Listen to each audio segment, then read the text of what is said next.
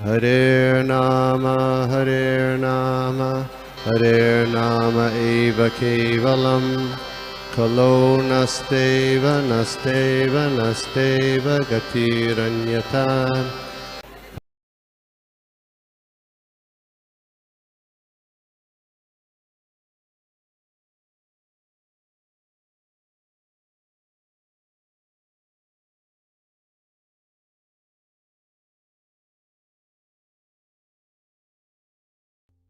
हरे कृष्णा, सभी को दंडवत प्रणाम। मेरी आवाज आ रही है? Yes, okay. सभी भक्तों के चरणों में दंडवत प्रणाम। तो आज हम ये साधु संघ का ऑनलाइन सत्र है जो इस्कॉन के अंतर्गत आते हैं, उसमें आप सभी का स्वागत करते हैं। और आज हम देख रहे हैं श्रीमद् भागवतम के तीसरे स्कंद का जो दूसरा भाग है उसका 21वां अध्याय जो कल पूर्ण हुआ। तो उसके बाद आज हम उसका शॉर्ट्स में जानेंगे कि अभी तक हमने क्या क्या देखा है। उसमें 56 श्लोका है, तो उसमें से आधे आज करेंगे और आधे कल। तो आज हम 1 से 28 तक जानेंगे। तो मंगलाचरण करते हुए हम इसका श्लोका के बारे में जानेंगे। पहले मंगलाचरण करें।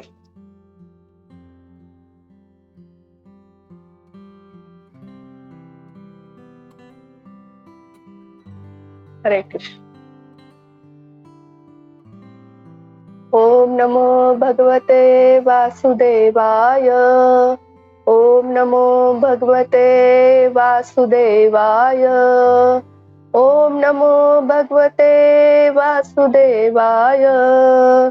नारायणं नमस्कृत्यं नरं चैव नरोत्तमं देवीं सरस्वतीं व्यासं ततो जयमुदीरयेत्।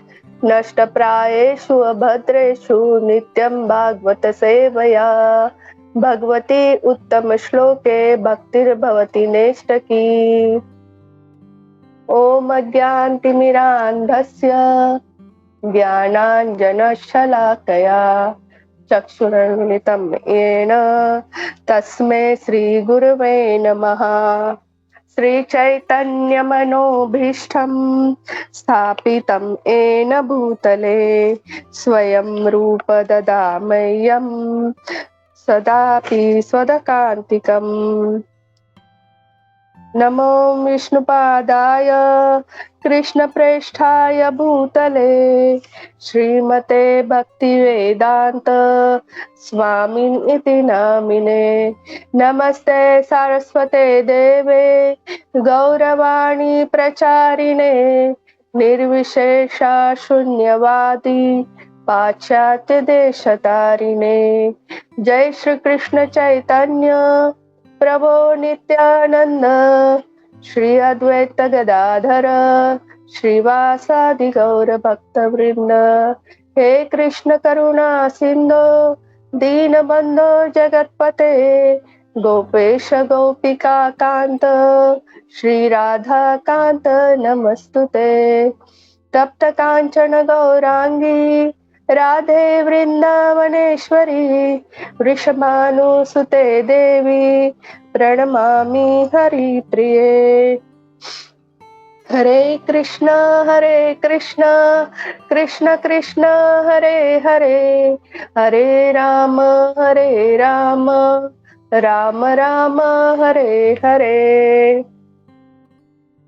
सर्वस्य चाहं हृदि सन्निविष्टो मता स्मृतिर्ज्ञानपोहनश्च वेदेषु चाहम् अहमेतो वेदान्तकृत्वेद्विदेव चाहम्।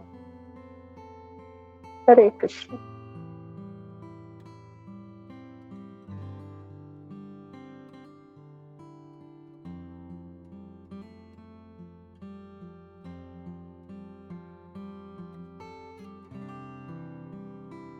हरे कृष्ण। हाँ, कैमरा में थोड़ा सेंटर में एक साइड में हो गया थोड़ा सा।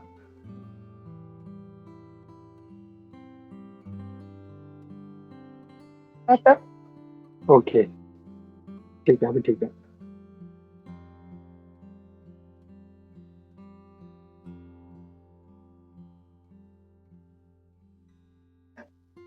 तो इस अध्याय का नाम है मनु और कर्दम मुनि का संवाद। तो इस 21वां अध्याय कल तो पूरा हुआ, अभी इसमें शॉर्ट्स में देखेंगे हम कल अभी तक हमने क्या क्या देखा है ये। तो विदुर जी जो है मैत्रेय मुनि से मिले थे और वो जानना चाहते थे कि क्या भगवान है, भगवान ने कैसे इस सृष्टि की रचना की, वो भगवान के बारे में और जानना चाहते थे। तो जैसे उन्होंने कहा कि किस तरह भगवान ने सृष्टि बनाई, तो उसमें सर्ग विसर्ग आता है और उसमें ही बीच में फिर वराह देव का भी आ गया कि जब सृष्टि बनी उन्हें जानना था कि सृष्टि की संरचना कैसी हुई इस सृष्टि, और फिर उसमें किस तरह ये प्रजातियां है वो बड़ी, जो भी भगवान से प्रेम करता है वो भगवान के बारे में जानना चाहता है, भगवान के इसी तरह भगवान का ध्यान करता है। जो भक्ति में सेवा में रहता है वो इसी तरह भगवान का ध्यान करता है कि भगवान के बारे में ज्यादा से ज्यादा श्रवण करता है, उनके बारे में जानता है, उससे उसे आनंद मिलता है और वो हमेशा भगवान के ध्यान में रहता है। ये एक समाधि की तरह रहता है, ये जो भक्ति योग में होता है वो ऐसे ही करता है। ऐसे ही ये जो विदुर जी है वो ऐसे भक्ति योग में है और इस तरह वो भक्ति कर रहे हैं और मैत्रेय जी से प्रश्न पूछ रहे हैं कि किस तरह फिर, तो तभी वराह भगवान का भी आ गया कि किस तरह फिर वो पृथ्वी जो है, जैसे ही वो आए देखने के लिए शतरूपा और मनु, और देखा अरे ये तो यहाँ पर पृथ्वी ही नहीं, फिर पता चला कि पृथ्वी का आ गई, तो इसलिए वराह भगवान का आ गया। तो फिर से अभी चालू हो गया, फिर पृथ्वी ऊपर आई, फिर से विदुर जी है वो बहुत ज्यादा उत्सुक है कि किस तरह ये पृथ्वी के ऊपर प्रजा बढ़ी, किस तरह फिर संतान उत्पत्ति हुई। और उसमें भी सबसे ज्यादा विदुर जी को जो ये थी कि ये मनु जो है, मनु और प्रजापति, उन सब में जो प्रजा उत्पन्न की, प्रजापति प्रजा उत्पन्न करने के काम करते और मनु भी, तो उनमें सबसे ज्यादा उन्हें उत्सुकता थी देवहूति और कर्दम मुनि है उनकी जो संतान है उनके बारे में जानना, क्योंकि उनके जो पुत्र हुए थे वो स्वयं भगवान का अंश थे, इसलिए उन्हें कपिल मुनि, इसलिए उन्हें वो जानने में वो ज्यादा ही उत्सुक थे। तो ये अध्याय ऐसे ही चालू होता है। तो हम सर्वप्रथम पहले श्लोक नंबर 1 का अनुवाद देखेंगे। विदुर जी ने कहा, स्वयंभू मनु की वंश परंपरा अत्यंत आदरणीय थी। हे पूज्य ऋषि, मेरी आपसे प्रार्थना है कि आप इस वंश का वर्णन करें जिसकी संतति वृद्धि संभोग के द्वारा हुई है। अभी इस पृथ्वी में जिस तरह संतान वृद्धि होती है संभोग के द्वारा, उसके बारे में बताने के लिए विदुर जी कहते हैं। फिर उन्हें दूसरे श्लोका में फिर पूछते हैं, स्वयंभू मनु के 2 पुत्र और 3 पुत्रियां थी। तो 2 पुत्र कौन थे? प्रियव्रत और उत्पानपाद, ये 2 पुत्र थे। और प्रियव्रत राजा थे जो स्वयंभू मुनि के पहले पुत्र, उन्होंने भी बहुत विस्तार से राज्य किया, बहुत अच्छा राज्य किया और उनके राज्य में भी बहुत से अभी द्वीप थे उनके राज्य, पृथ्वी के सारे पृथ्वी के ऊपर उनका राज था। तो उनके इसमें क्या कौन कौन से आते हैं खंड? Asia, Europe, Africa, America, Australia तथा उत्तरी और दक्षिण ध्रुव, ये सब आते। ये सब भागवतम में लिखा है और भागवतम में ऐसे बहुत से है खंड है, सब प्रदेश उसका उल्लेख है, लेकिन हर एक चीज का नहीं है। तो ऐसा किस लिए? तो भागवतम में उन्हीं लोगों का किया है जिनके आदर्शों पे चल के हम आगे चल सकते हैं। जैसे प्रियव्रत महाराज का है, फिर उसके बाद भगवान रामचंद्र जी का है, युधिष्ठिर महाराज जी का है, जिन्होंने अच्छा राज किया। तो उनके राज्य के बारे में हर एक भौगोलिक स्थिति जो आज का है, ये सब लिखा हुआ है। और क्योंकि उन्होंने जो कार्य किया वो उसके ऊपर हमें चलना है और भगवान को प्राप्त करना है। और कैसे राजा थे, किस तरह रहते थे, ये सब सीखना है ना। इसलिए सिर्फ उन्हीं के बारे में बताया गया, हर एक चीज के बारे में नहीं बताया गया। यहाँ पर ये कहा। फिर तीसरे श्लोका में कहते हैं विदुर जी है, उनके पुत्री के बारे में, और वो भी देवहूति के बारे में जानना चाहते थे। तो वही कहते हैं विदुर जी, जो उनकी पुत्री है देवहूति, उनके बारे में कहिएगा। उनकी 3 पुत्रियां थी।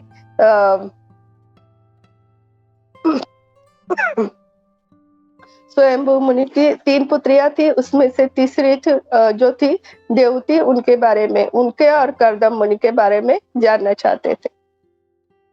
और यहाँ पर स्वयंभू मुनि का नाम आता है, जबकि भगवत गीता में वैवस्वत मनु का नाम आता है।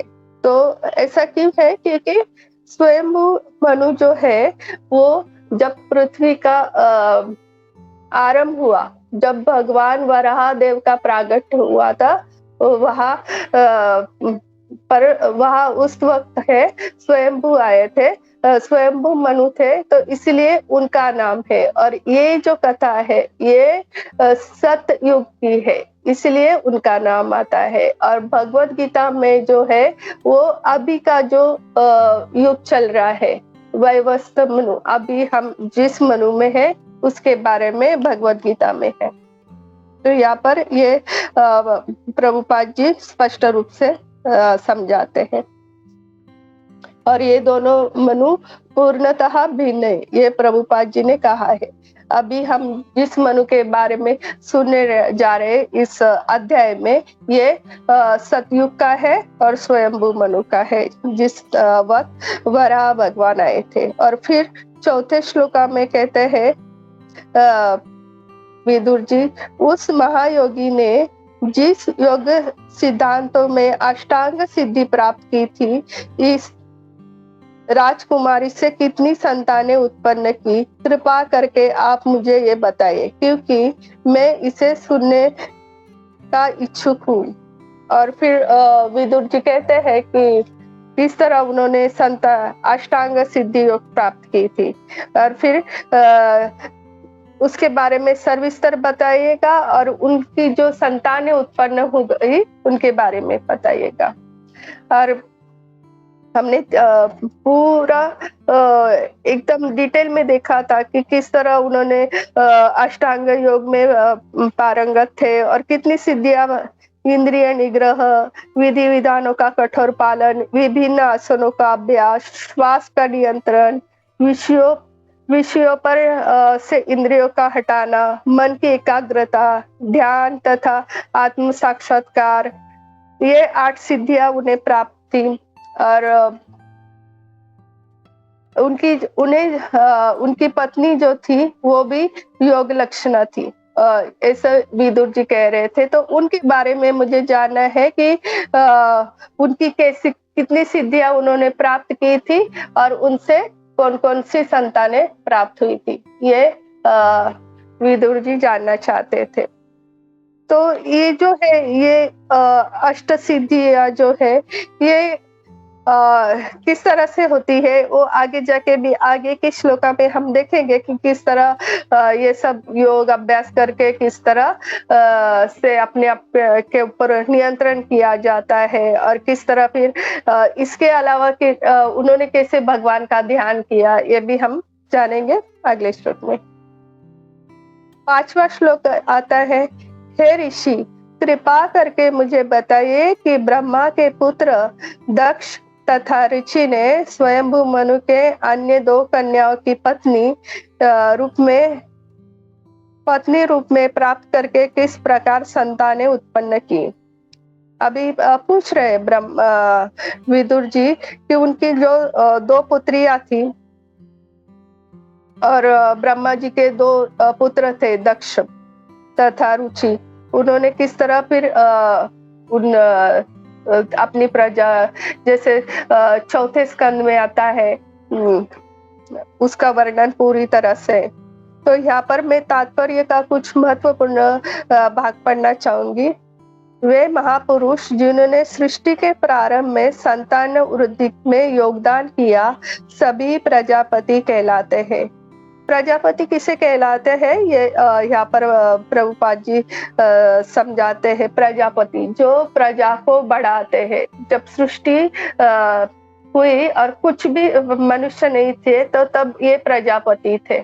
तो इससे समझ में आता है कि हम बंदर की संतान नहीं, बंदर से नहीं आए हुए, स्वयंभू मनु और फिर प्रजापति जैसे है उनसे हम आए हुए।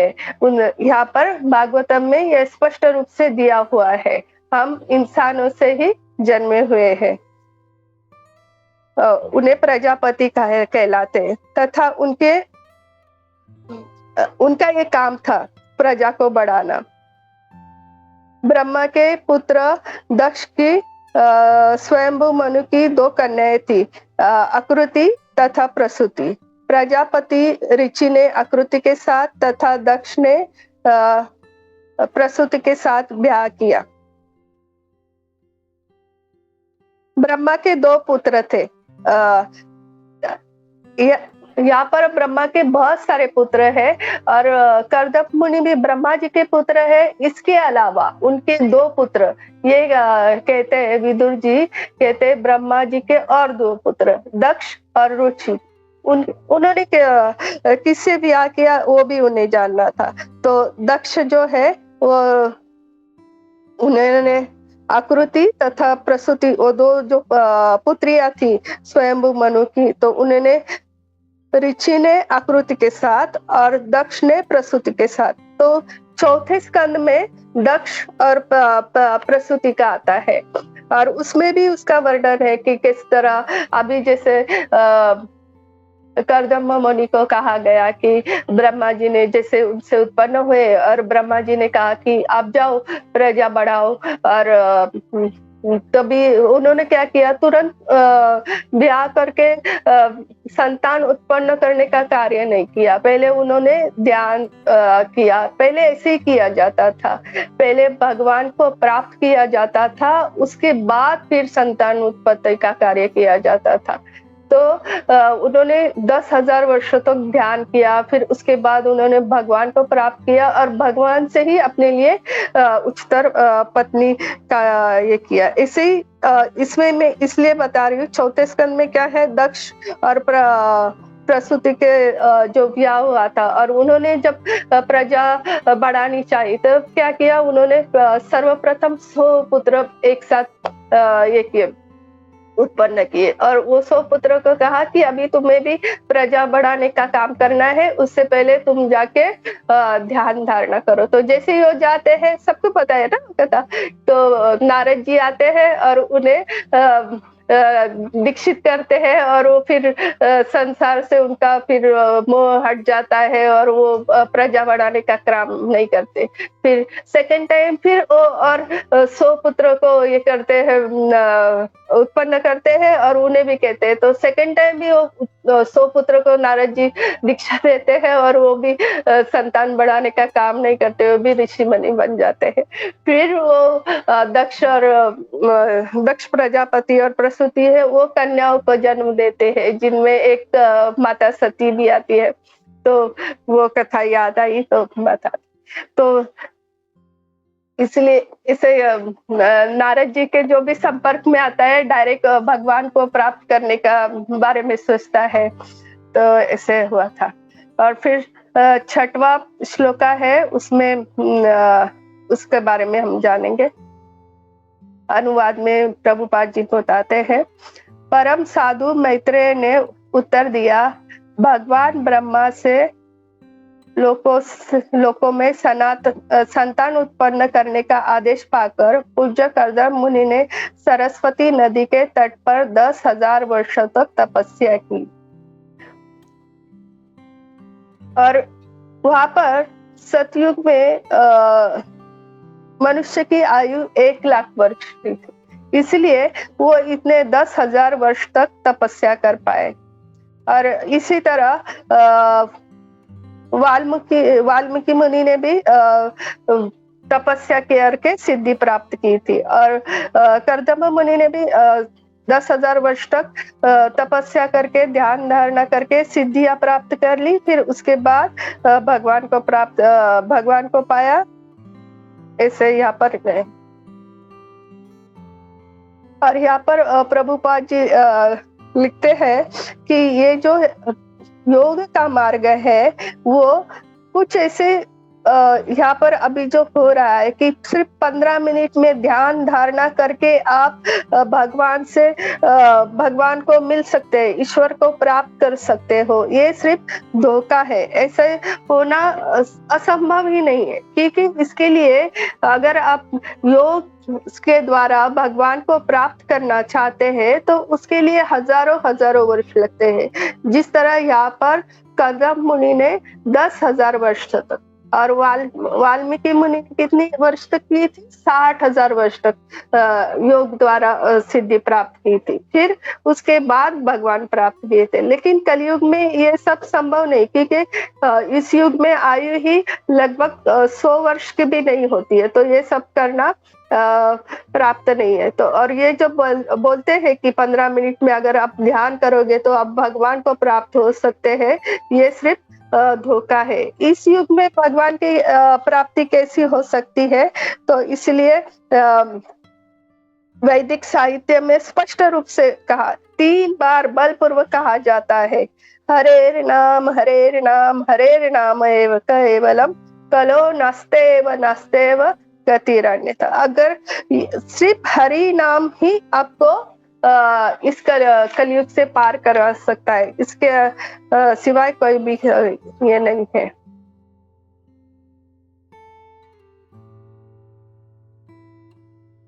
और यहाँ पर भी अभी 7वें श्लोका में लिखा है, कर्दम मुनि जो है अपने समाधि काल में शरणागतों को जो वर देने वाले हैं श्री भगवान के ही आराधना कर रहे थे।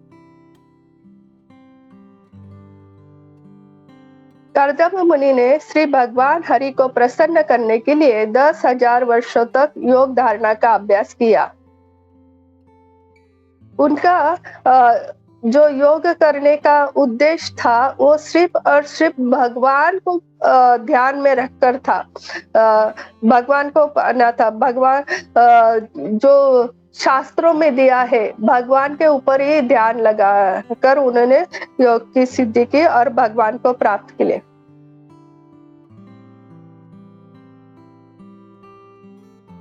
और यहाँ पर उनके योग में एक विशिष्ट शब्द आता है, संप्रदे हरि। शब्दों का अर्थ है, कर्दम मुनि श्री भगवान हरि को अपनी भक्ति से अनेक प्रकार से प्रसन्न किया। भक्ति को क्रिया योगेन शब्द से भी व्यक्त किया गया है। कर्दम मुनि न केवल ध्यान धर रहे थे वरना भक्ति में भी संलग्न थे। हम देख सकते हैं कि सिर्फ योग धारणा आसन ये सब नहीं कर रहे थे, उसके अलावा वो जो भगवान जो वेदों में दिया है, भगवान का वर्णन दिया है, वो जब ध्यान कर रहे थे तो सिर्फ ध्यान किसी गोले के ऊपर, किसी प्रकाश के ऊपर ऐसे नहीं कर रहे थे, वो ध्यान कर रहे थे सिर्फ भगवान के ऊपर ध्यान कर रहे थे। इसलिए जब वो योग साधना भी कर रहे थे सिर्फ भगवान के ऊपर ध्यान कर रहे थे, इसलिए उन्हें फिर भगवान की प्राप्ति हो गई। फिर 8वें श्लोक में आता है, अब 8वें श्लोक में जब इतना उन्होंने ध्यान धारणा की और जब योग 10,000 वर्ष तक योग साधना की और योग साधना में जब वो ध्यान कर रहे थे तब सिर्फ भगवान का ही ध्यान किया, तब भगवान ने 8वें श्लोक में आता है, तब सतयुग में कमल नयन श्री भगवान ने प्रसन्न होकर कर्दम मुनि को अपने दिव्य रूप का दर्शन कराया, जिसे वेदों के माध्यम से ही जाना जा सकता है। यहाँ पर यही लिखा है, जिस भगवान को वेदों के माध्यम से जाना जा सकता है, उस भगवान को उन्होंने अपने योग सिद्धि और ध्यान धारणा से धारण किया। लेकिन फिर 9वें श्लोक में आता है कि किस तरह भगवान का वर्णन है वो आता है। लेकिन इसके अलावा पहले मैं 8वें श्लोक में बताऊंगी कि भगवान का जो वर्णन है कि किस तरह हमारे वेदों में आता है, और जैसे वो ब्रह्मा जी के पुत्र है तो उन्हें भी पता कि भगवान किस तरह है, उसी रूप का उन्होंने ध्यान किया। जैसे हम छोटे होते हैं तो यहाँ पर हम महाराष्ट्र में है, और यहाँ पर हम जब छोटे होते बहुत प्रसिद्ध भगवान विठल की आरती है, तो उसमें कुछ वर्ड आते हैं, पिवळा पीतांबर कैसा गगनी झळकला, गरुडावर बैसोनी, गरुडावर बैसोनी माझा कैवारी आला। जब हम छोटे होते हैं तभी से हमें पता चलता है कि भगवान का वर्णन क्या है। जैसे पिवड़ा पीतांबर, पीतांबर सबको पता है कौन है, पीतांबरधारी भगवान हरि है, और उनका पीतांबर झलक रहा है आकाश में चारों ओर। उनका ये जो अभी मैंने लाइनें बोली उसका अर्थ है उनका पीतांबर ऐसे झलक रहा है पूरे आकाश में, और गरुड़ पे बैठे हुए हरि आ रहे हैं। इसे गरुडावर बैसोनी माझा कैवारी आला, जो इस संसार से तारने वाला है वो उसे कहता है कैवारी, उस शब्द का अर्थ। तो इस जैसे हमें बचपन से पता होता है कि भगवान हरि का रूप कैसे, वो जैसे पीला पीतांबर धारण करते हैं, गरुड़ के ऊपर आते हैं, ऐसे ही भगवान जो उन्होंने ध्यान किया था, भगवान उसी रूप में उनके सामने आए। जैसे कि हमारे मन में जो है कोई मन है कि जो भी आपको अच्छा लगता है उसके ऊपर ध्यान लगा रहे, जो शास्त्रों में लिखा है, शास्त्रों में कैसे लिखा है उसी के ऊपर ध्यान लगाओ। जैसे हमें कैसे बताया गया कि भगवान कृष्ण के ऊपर ध्यान है, कैसे भगवान का त्रिभंग रूप है, कैसे उन्होंने हाथ में बांसुरी धारण की। ऐसे ही इन्हें पता था कि भगवान के किस रूप के ऊपर ध्यान कराना है, तो उन्होंने ऐसे गरुड़ के ऊपर जो भगवान है उन्हें पीला पीतांबर धारण किया, उसके ऊपर ही ध्यान किया था। और फिर उसके बाद 90 श्लोक में आता है स्वयं भगवान उसी तरह उनके सामने अवतरित होते। कर्दम मुनि ने भौतिक कल्मश से रहित सूर्य के समान तेजमय श्वेत कमलों तथा कमुदिनियों की माला पहने श्री भगवान के नित्य रूप का दर्शन किया। भगवान ने निर्मल पीला रेशमी वस्त्र धारण कर रखा था, और उनका कमल मुख घुंघराले नीले चिकने बालों के गुच्छों से सुशोभित था। यहाँ पर भगवान का वर्णन आता है, और उनका तेज कितना था, सूर्य के समान उनका तेज था। भगवान की कृपा हो तो ही हम भगवान को देख सकते हैं, हमने देखा है भगवत गीता में। और यहाँ पर भगवान चाहते थे जिस तरह कर्दम मुनि ने तपस्या की थी और भगवान भी उन्हें देखना चाहते थे, तो इसलिए वो भगवान के सामने प्रकट हुए थे उसी रूप में। कितना सुंदर रूप है भगवान का। मुकुट तथा कुंडल में 10वां श्लोका, मुकुट तथा कुंडल में आभूषित श्री भगवान अपने 3 हाथों में शंख तथा चक्र और गदा, और चौथे में श्वेत कुमुदिनी धारण किए थे। अपने तीनों हाथों में, एक में शंख, दूसरे में चक्र, तीसरे में गदा और चौथे में सफेद कमल धारण किया था। उन्होंने प्रसन्न तथा हास्ययुक्त मुद्रा में समस्त भक्तों के चित्त को चुराने वाली चितवन से देखा। भगवान कैसे, हम जब भी भगवान का हम देखते हैं और ध्यान लगाते हैं भगवान के ऊपर, कभी भी भगवान ऐसे नहीं देखे कि कभी गुस्सा किए हुए हैं, कभी चिंता में है।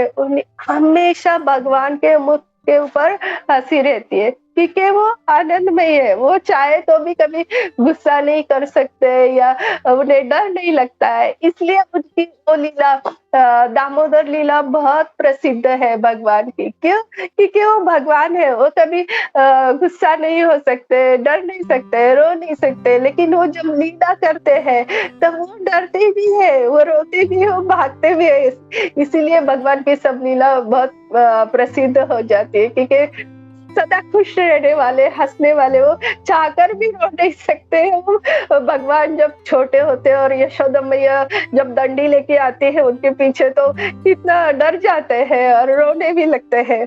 तो इसलिए और फिर 11वां श्लोक आता है, भगवान के वर्णन में ही है, अपने वक्षस्थल पर सुनहरी रेखा धारण किए तथा अपने गले में कौस्तुभ मणि लटकाए हुए वे गरुड़ के कंधों पर अपने चरण कमल रखे हुए आकाश में खड़े थे। भगवान के वक्षस्थल में सुनहरी रेखा है श्रीवत्स की, और उनके गले में हमेशा कौस्तुभ मणि थे। भगवान के वो सब है चिन्ह है, हमेशा उनके वक्षस्थल में श्रीवत्स की वो रेखा रहेगी और गले में कौस्तुभ मणि रहेगा, और वो गरुड़ के कंधे पर खड़े हुए थे।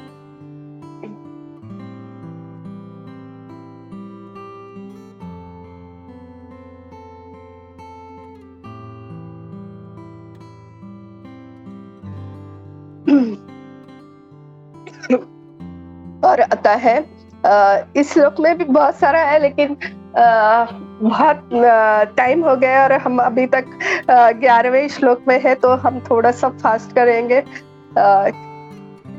जब कर्दम मुनि ने भगवान का साक्षात दर्शन किया तो वे परम प्रसन्न हुए, क्योंकि उनकी दिव्य इच्छा हुई थी। वे भगवान के चरण कमलों को नमस्कार करने के लिए नतमस्तक होकर पृथ्वी पर लेट गए। उनका हृदय भगवत प्रेम से पूरित था। उन्होंने हाथ जोड़कर स्तुति द्वारा भगवान को प्रसन्न किया। जब भगवान को साक्षात भगवान को सामने देखा तो कर्दम मुनि बहुत प्रसन्न हुए और उन्होंने भगवान की स्तुतियों द्वारा ये की। और फिर यहाँ पर आता है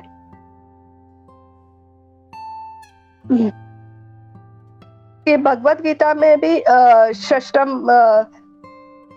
छठे अध्याय में कहा गया है कि किस तरह योग द्वारा हम समाधि की अवस्था में भगवान को प्राप्त कर सकते हैं। और इसी तरह यहाँ पर कर्दम मुनि ने किया था, योग करके फिर समाधि में जाके भगवान को प्राप्त किया था। लेकिन उसके लिए बहुत टाइम लगता है, वो योग साधना इतना हमारे पास आयु भी नहीं है।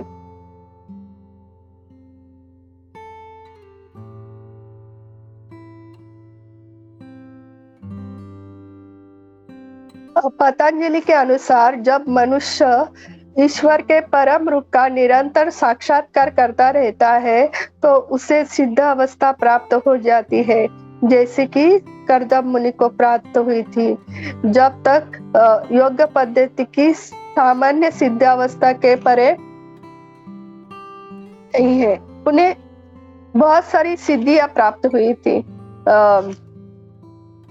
उनका कैसे ये योग की जो अवस्था है उसमें सब सिद्धियां उन्हें प्राप्त हुई थी। इसे जिसमें मनुष्य हल्का से हल्का, छोटा से बहुत छोटा, इतना सा छोटा हो जाता है और बहुत बड़ा हो जाता है। तो हमने देखा कि ऐसे हम लोग बहुत से लोगों को जानते हैं, जैसे कि सबसे प्रसिद्ध है हनुमान जी। उनके पास भी बहुत सी अष्ट सिद्धियां थी और सब वो जब चाहे वो बहुत बड़ा रूप धारण करते थे और जब चाहे वो छोटे से छोटा रूप धारण कर सकते। नारद जी के पास भी ऐसी सिद्धियां प्राप्त है। बहुत सारे लोग हैं और जितना चाहे उतना वजन भी उनका योग द्वारा आता है। इसमें एक जब मैं पढ़ रही थी तभी मुझे याद आ गया, अंगद के पास भी थी वो सिद्धियां। जब वो गया था रावण के यहाँ और उसने कहा था कि आप मेरा पैर हिला के दिखाओ, तो कोई भी हिला नहीं सकता। इवन रावण भी, उसके पास भी ये सब सिद्धियां थी, क्योंकि जितना भी चाहे वो अपने को कठोर बना सकते, उसका पैर तक कोई हिला नहीं सकता। ऐसे पहले के जमाने में बहुत से लोगों के पास ये सब सिद्धियां थी। और उसके बाद आता है श्लोका नंबर 13।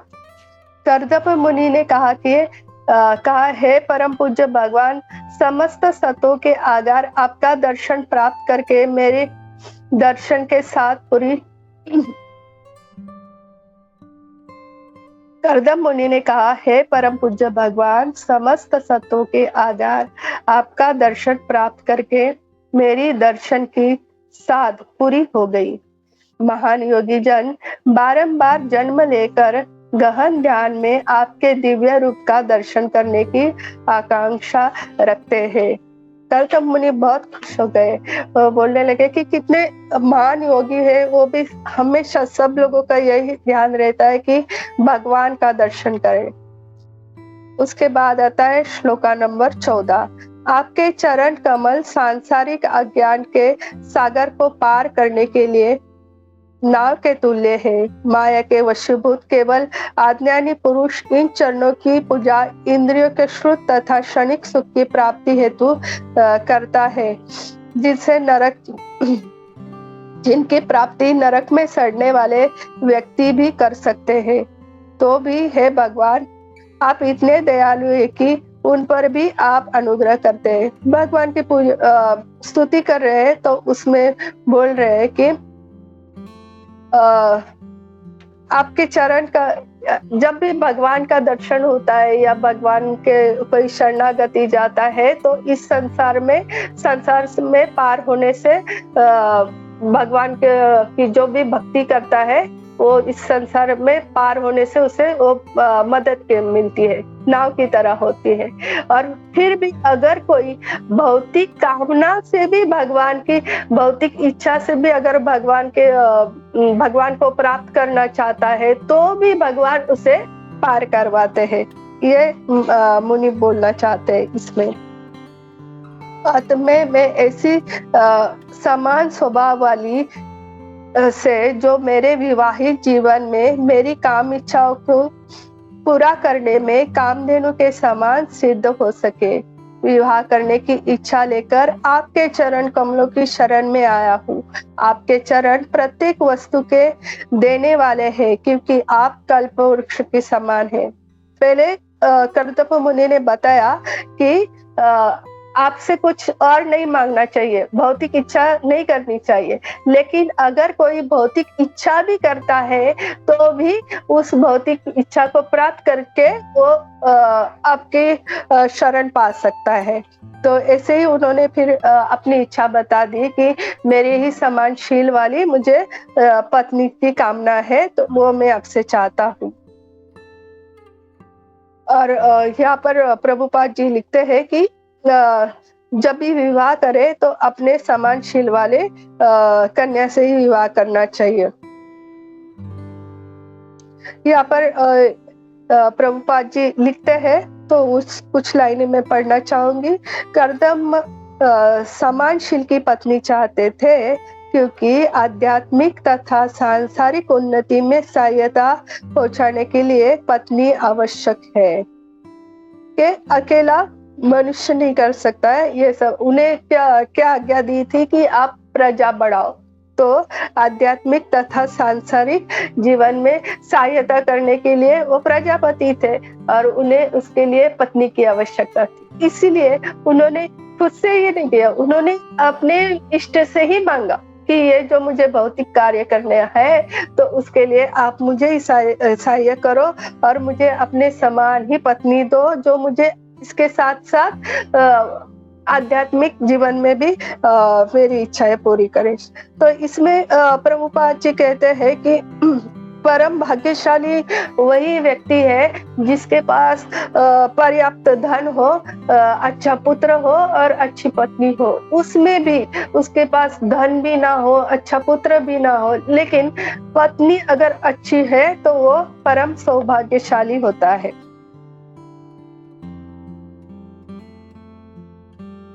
और अगर कोई, और यहाँ पर प्रभुपाद जी लिखते हैं कि भगवान से जब भी मांगो तो लोग क्या मुक्ति की कामना करते हैं, लेकिन अगर कोई अपनी भौतिक कामना भी लेकर भगवान के पास जाता है तो भगवान उसे पूरी करती है। और अगर हम भगवान के भक्त हैं तो हमेशा अपने इष्ट के पास ही जाना है। भगवान हमारी वो भौतिक इच्छा भी पूरी करते हैं और धीरे धीरे उस इच्छा से हमें मुक्ति दिला के उस इच्छा से हम दूर हो जाते हैं। मतलब वो जो हमें भोग भोगना है उससे हम धीरे धीरे भक्ति मार्ग में जाते हैं। इसलिए जो भी मांगना है हमें अपने भगवान से ही मांगना है। यहाँ पर प्रभुपाद जी लिखते हैं, परमेश्वर की पूजा का लाभ यह है कि यदि किसी के हृदय में भौतिक सुख की कामना रहती है तो श्री कृष्ण की पूजा करने से वह धीरे धीरे शुद्ध भक्त बन जाता है। जो भी भौतिक इच्छा है वो करते हुए भगवान की भी पूजा करता है, भौतिक इच्छा भी रखी हुई है वो, लेकिन भगवान की पूजा नहीं छोड़ता है। तो भगवान के साथ साथ में भगवान की पूजा करते रहता है तो भगवान धीरे धीरे ये सब भौतिक इच्छाओं से दूर ले जाते हैं और भगवान के पास भगवान के चरणों में हमें हमेशा के लिए स्थित होने में मदद होती है। और उसके बाद आता है 16वां श्लोका। हे भगवान, आप समस्त जीवात्मा के स्वामी तथा नायक है। आपके आदेश से सभी बद्ध जीव मानो डोरी से बांधकर अपनी अपनी इच्छाओं की दृष्टि में निरंतर लगे रहते हैं। उन्हीं का अनुसरण करते हुए धर्म मूर्ति मैं शाश्वत काल रूप आपको अपनी आहुति बलि प्रदान करता हूँ। कर्दम मुनि ने भगवान को, जैसे हम कुछ फल चढ़ाते हैं, फूल चढ़ाते हैं भगवान के, तो पहले उन्होंने भगवान को साष्टांग दंडवत प्रणाम किया, फिर भगवान की स्तुति गाई, अपनी इच्छा बताई और उन्होंने अपने आप ही भगवान को सौंप दिया। मैं अपने आप की ही बलि चढ़ा देता हूँ। पूरी तरह शरणागत हो गए भगवान। और फिर ये भक्त का ये रहता है, जब भी भगवान के सामने पूरी तरह शरणागत हो जाते हैं। और यहाँ पर फिर से आता है कि समानशील की पत्नी क्यों चाहिए इसके लिए।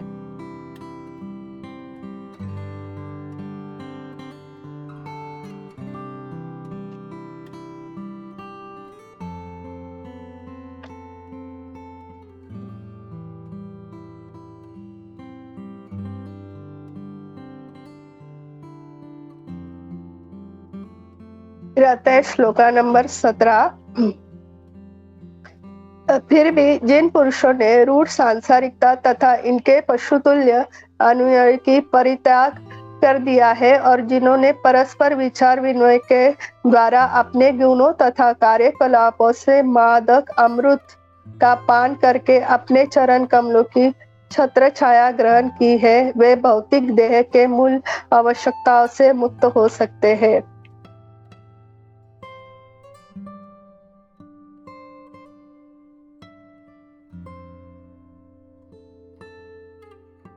मनुष्य को भगवान के चरण कमलों की शरण उस प्रकार से नहीं जिस प्रकार निर्विशेषवादी ग्रहण करते हैं, वरना भगवान का जप और उनके कार्यकलापों का श्रवण करते हुए ग्रहण करनी चाहिए।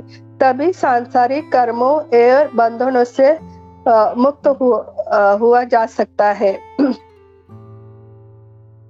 तो यहाँ पर इस श्लोका के तात्पर्य में ये कुछ लाइनें हैं जो बहुत महत्वपूर्ण है।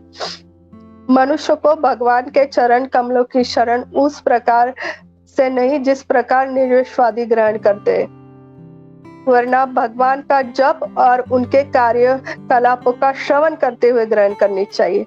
जब हम इस भौतिक जगत में होते हैं, हमारे भौतिक कार्य करते हैं, तब भगवान की शरण कैसे करनी चाहिए? जैसे प्रभुपाद जी ने हमें बताया, भगवान का जप करना चाहिए, भगवान की पूजा अर्चना करनी चाहिए और भगवान के श्रवण कथा श्रवण करनी चाहिए। इस तरह हम जब ये सब करते हैं तब हम इस भौतिक जगत में रहते हुए भी आध्यात्म के जैसे ये लोग योग साधना कर रहे थे तो हमारा ये योग साधना जैसी हो जाती है। हम रहते हैं भौतिक जगत में, लेकिन हमें क्या करना है, ध्यान धारणा करते हुए नहीं, हमारे कर्तव्य भी करने हैं और उसके साथ साथ जब भी करना है और भगवान का श्रवण कीर्तन भी करना है, श्रवण करना है और श्रवण करने के बाद वो बोलना भी है और स्मरण भी करना है। जब हम जो सुनते हैं वो हमें याद रखना है, तो इसके साथ हमारा तीनों भी हो जाता है। और उसके बाद आता है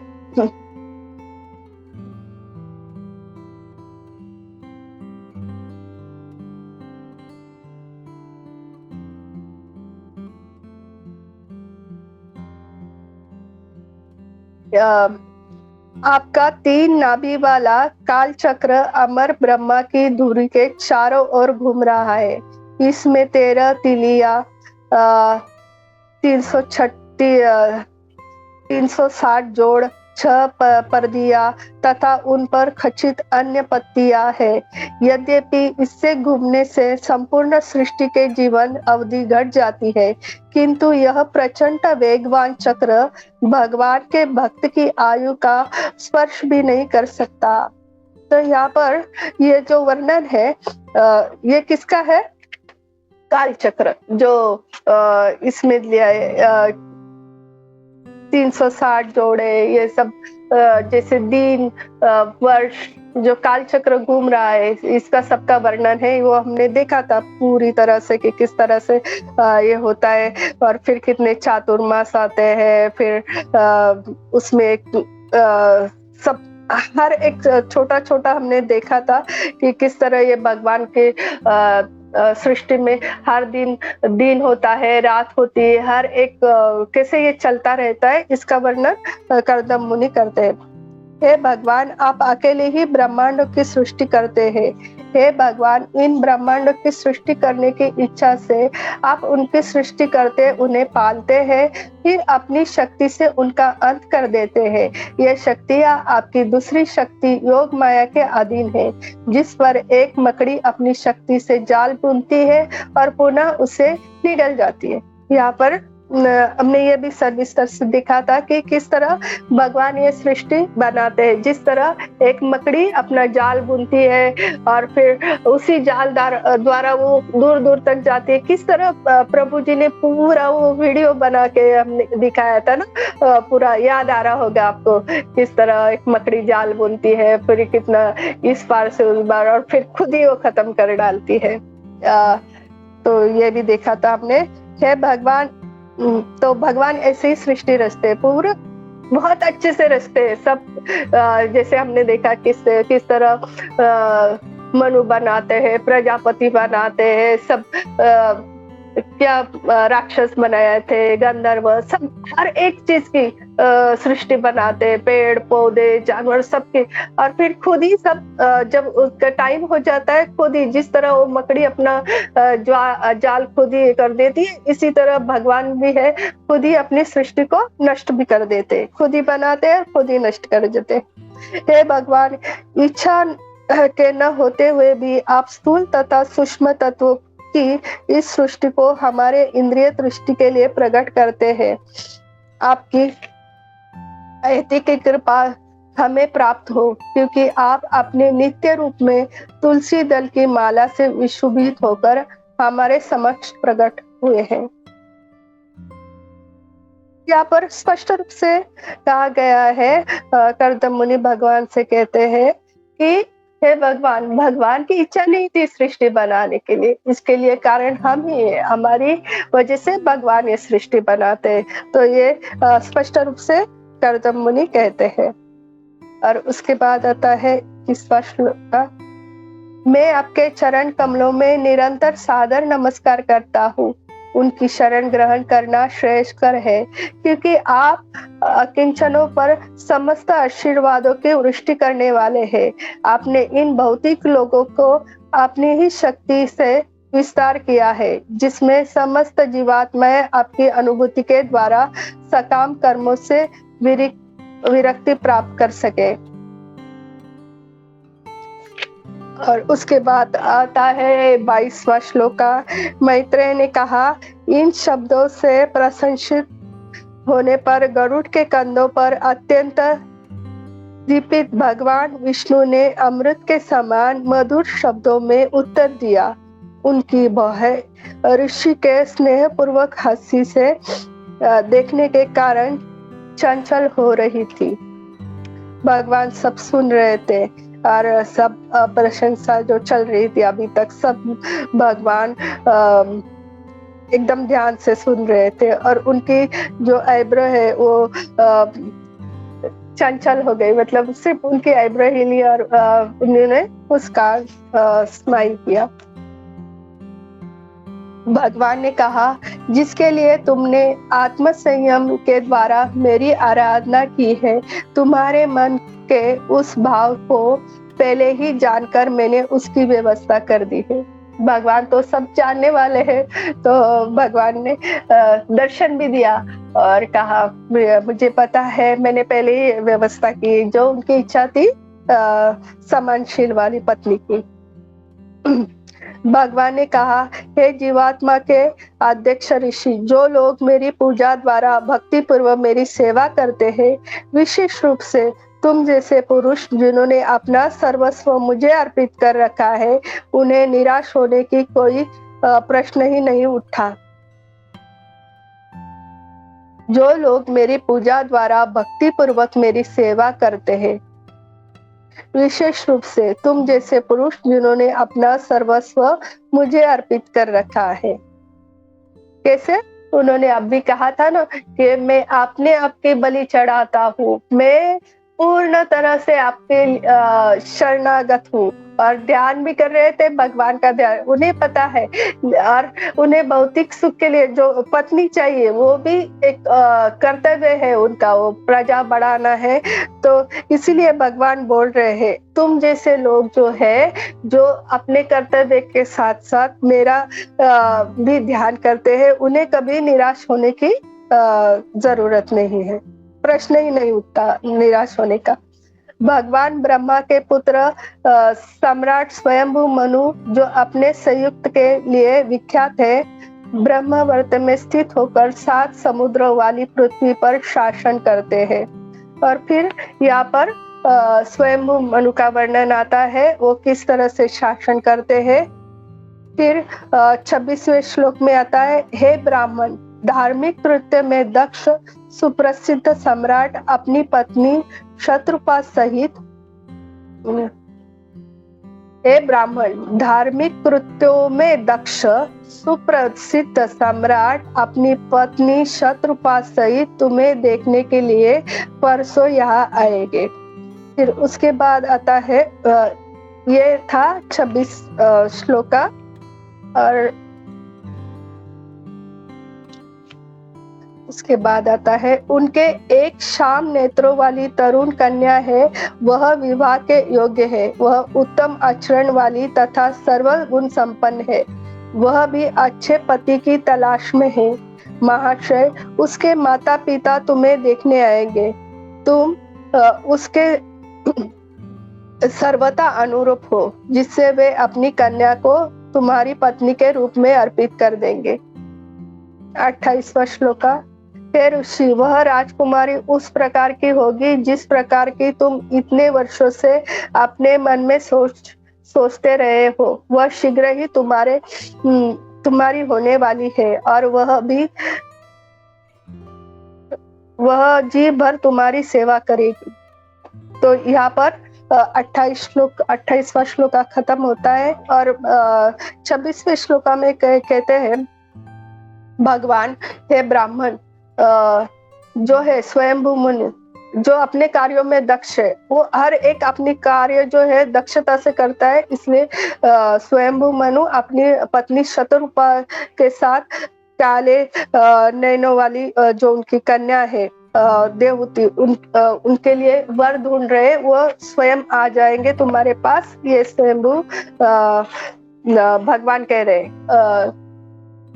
स्वयंभू मनु, देवहूति और शत्रुपा, ये तीनों साथ में आएंगे, और जो तुम्हारे मन की इच्छा थी वो मैंने पहले ही जान ली थी, और इसका सब प्रबंध हुआ है। और भगवान कहते हैं, हमने देखा था कि आज से 3 दिन बाद आ जाएंगे। और इसके बाद का हम कल देखेंगे, सूरत माधव प्रभु जी कहेंगे।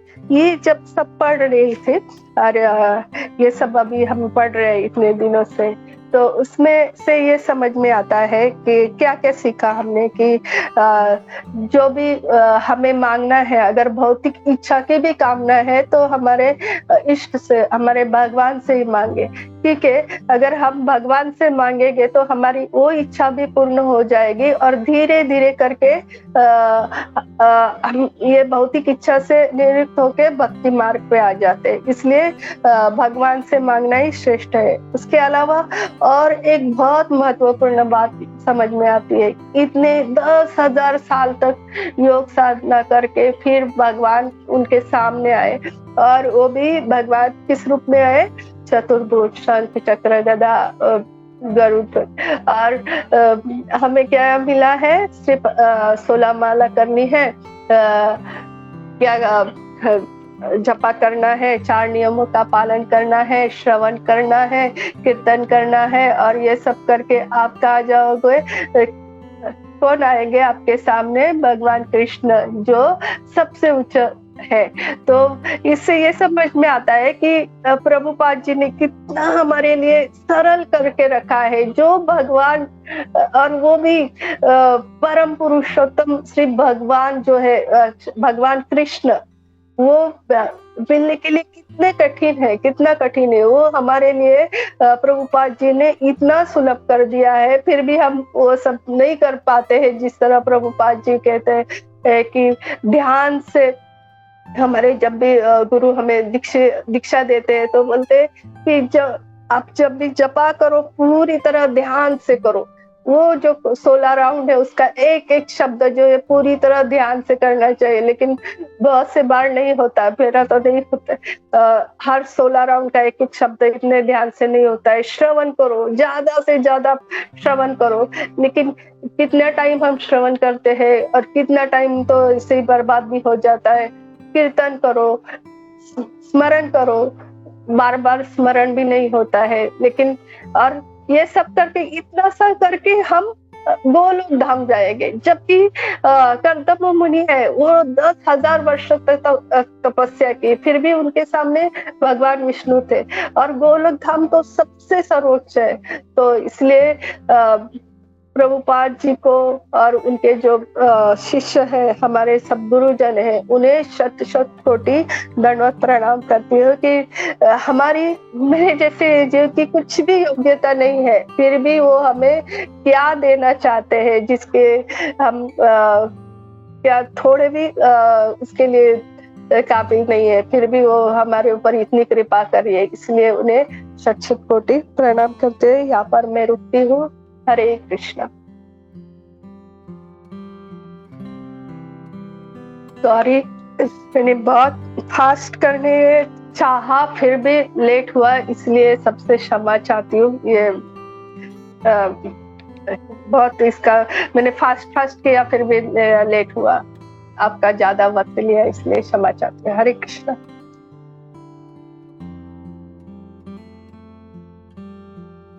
हरे कृष्णा। जया। हरे कृष्णा माता जी, दंडवत प्रणाम। माता जी, आपने लेट नहीं किया, बल्कि बहुत पहली बार मुझे लगता है बहुत खुशी हो रही है कि आपने इतना लंबा क्लास लिया, और हमें यूजुअली सब स्पीकरों को बोलना पड़ता है कि बहुत अच्छा लगता अगर आप थोड़ा और टाइम लेते। तो यहाँ पे आपने खुद से ज्यादा टाइम लेके बहुत हम पे कृपा की है, क्योंकि ऐसा लग रहा था बिल्कुल जब आप क्लास दे रहे थे ना माता जी, और मैंने भी देखा समय, तो मैंने कहा माता जी इतना जब मगन होके कोई जो वक्ता है जब हमें सुनाता है तो हमें सीखने के लिए बहुत होता है। तो इसके लिए माता जी आपको पंचांग प्रणाम, आपको धन्यवाद प्रणाम कि आपने आज हमको मीन्स कहीं भी कुछ आप इतने मगन हो गए थे और हमको सब कुछ जो सारी लीलाएं अच्छे से बताई हमको माता जी। भले थोड़ा टाइम आगे पीछे थोड़ा हो गया, बट भगवान की लीलाएं श्रवण करना सुबह को बहुत अच्छा हमारा दिन बनाता है। माता जी, मेरा एक ये प्रश्न था कि जो आपने ये बताया कि ये जो भगवान को कहते हैं कि मैं अपनी बलि दे देता हूँ, मैं अपने आप को ही आप पे समर्पित करता हूँ, माता जी वो कौन थे? कर्दम मुनि, जिनकी कथा सुन रहे। हाँ जी माता जी, तो ये कर्दम मुनि है, तो ये अपने आप की जब भगवान को कहते हैं कि भगवान मैं आपको पूर्ण शरणागत हो जाता हूँ, मैं अपनी बलि दे देता हूँ, तो वो अपने आप मीन्स वो अपने आप को समाधि में दे रहे हैं कि वो अपनी मीन्स खुदकुशी तो नहीं कर रहे ना? मतलब मेरे को समझ में थोड़ा-सा नहीं आ रहा। नहीं, वो भगवान की स्तुति कर रहे हैं। अगर जैसे अभी मैं बोल रही हूँ कि क्या हिंदी का डायलॉग है ना कि मेरी जान तुम्हारे ऊपर निछावर कर देता हूँ, तो खुद अपना हृदय निकाल के या खुद मर के वो निछावर कर देता है इसे। लेकिन ये पूर्ण तरह शरणागत है, मैं अपने आप की बलि देता हूँ, मतलब मेरे पूरे माइंड, मेरे शरीर का हर एक अंग, हर एक चीज जो है वो पूरी तरह भगवान के ऊपर अर्पित है। वो जो उनका हृदय से था, वो जो बोल रहे हैं वो ऐसे नहीं जैसे हम लोग डायलॉग बाजी करते हैं, ऐसे नहीं। और खुद अपना शरीर नहीं, वो बोल रहे, अगर उस टाइम अगर भगवान बोल देते कि हाँ चलो तुम आ जाओ, तो वो भी कर लेते। इसी तरह उन्होंने बोला पूरी तरह शरणागत हो जाना, उसे कहते हैं मैं अपनी पूरी तरह बलि देता हूँ, पूरी तरह माइंड से, हृदय से, शरीर से, हर एक अंग से। हरे कृष्ण।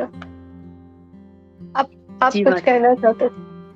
हाँ माता जी, तो मतलब वो यही बोलना चाहते हैं भगवान को कि मैं अभी आपका हूँ, मतलब मैं अपनी, जैसे आपने बताया कि माइंड, बॉडी और पूरे शरणागत हो गए, है ना माता जी? इसका मतलब ये हुआ ना माता जी, बलि जी जी भाई। जी माता जी, पर ये स्थिति पाना तो बहुत बहुत ही कठिन होता है ना, मतलब इतना पूरा जो भी बिना वो, जैसे इच्छा शून्य, वो क्या बोलते हैं, जैसे बाबू जी भी हमें बोलते हैं कि शून्य शून्य अभिलाषा वाले हो गए थे ना वो, कि अभी मुझे और कुछ नहीं चाहिए, आपको ही जो जैसे आप चाहो इसके लिए मैं शरणागत हूँ। क्योंकि हमारी कभी कभी इच्छाएं कुछ रह जाती है ना माता जी, और वो मतलब नहीं, इच्छा शून्य हो गए। नहीं, उनकी तो इच्छा थी ना, तो उन्होंने जो योग साधना की थी, उन्हें सब पता था।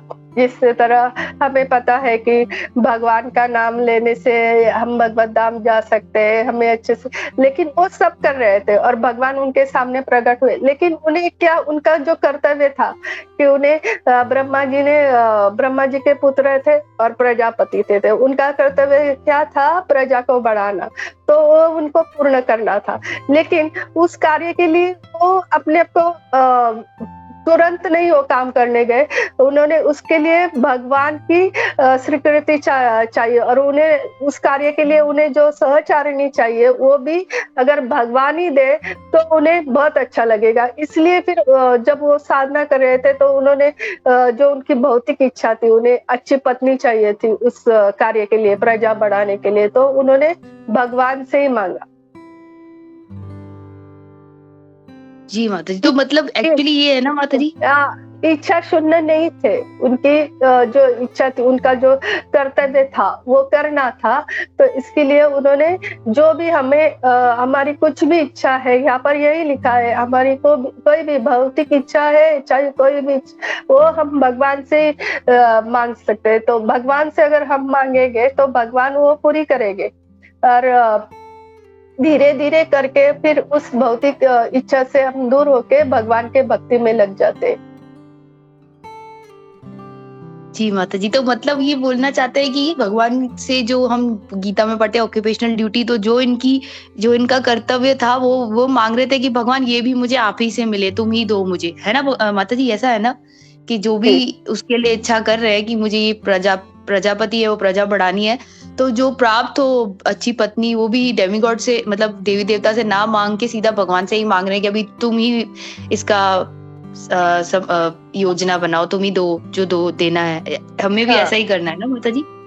हाँ जी, क्योंकि यहाँ पर भी तात्पर्य में लिखा हुआ था 7वें 8वें श्लोका के तात्पर्य में, क्योंकि अच्छी पत्नी के लिए उमा जी का ध्यान करते हैं, माता पार्वती का ध्यान करते हैं, उनकी पूजा अर्चना करते हैं, तो अच्छी पत्नी मिल जाती है। लेकिन उन्होंने भगवान आराध्य थे, तो भगवान का ही ध्यान किया, भगवान से ही मांगा अच्छी पत्नी।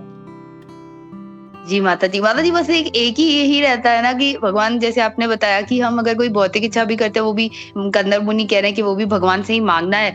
लेकिन सिर्फ यही होता है कि डेमीगॉड जो है, मतलब देवी देवता जल्दी दे देते हैं और भगवान थोड़े समय के बाद देते हैं। समय के बाद और भगवान हमेशा देखते हैं, जैसे प्रभु जी सब हम हमेशा बताते हैं कि अगर हमारी इच्छा अगर अच्छी नहीं है हमारे लिए तो वो हमें नहीं मिलेगा।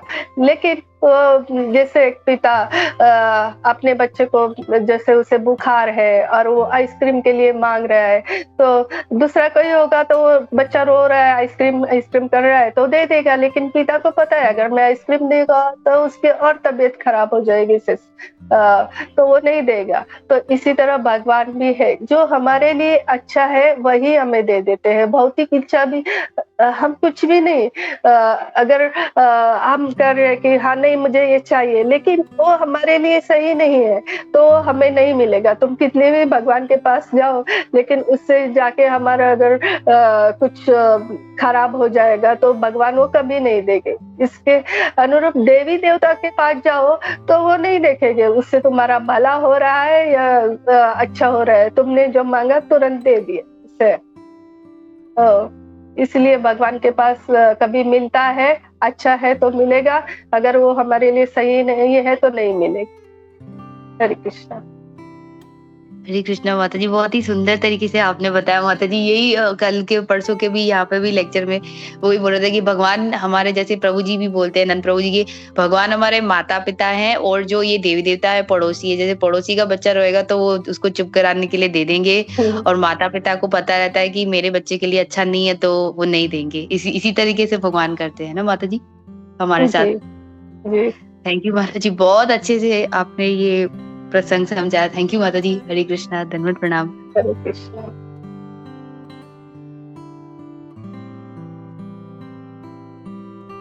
हरे कृष्णा। तो यहाँ पर हम रुकते हैं और आगे का नरसिम्हा आरती के लिए बढ़ते हैं। हरे कृष्णा।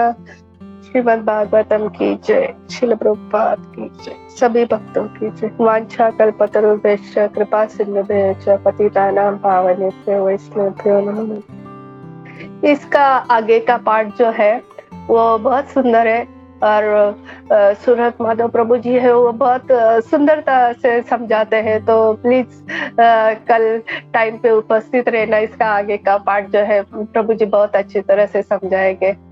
हरे कृष्ण।